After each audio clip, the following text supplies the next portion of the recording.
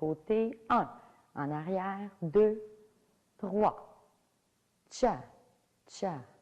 1. En avant, 2, 3. Cha, cha. 1. En arrière, 2, 3. Cha, cha. 1.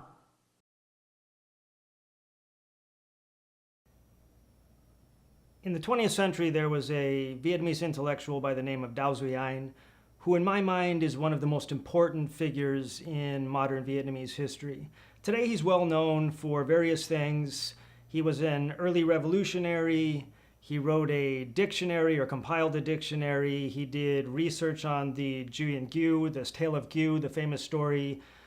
He researched about Nom, the Demotic script in Vietnam.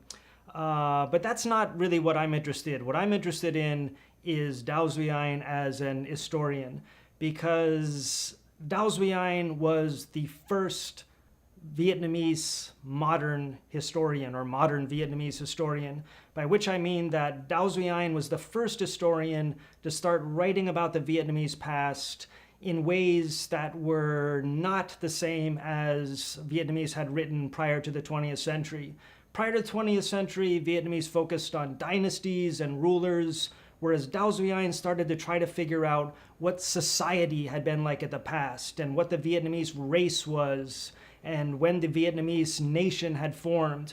All of these were issues that Vietnamese had never thought of before the 20th century. They're Western ideas that Dao Xuyen got from reading writings in French, but also from reading writings in Chinese, as he read a lot of the scholarship of modern Chinese historians. So Dao Xuyen is a very fascinating figure.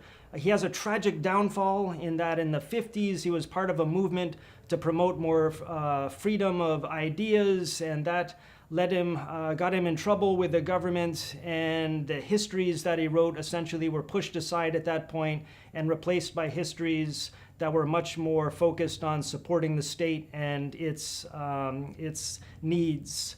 So I'm going to present a small series about Dao Xuyen here, and I call it Dancing with Dao Xuyen. We're not literally going to be dancing with Dao Xuyen, but on an intellectual level, we're going to move through his ideas.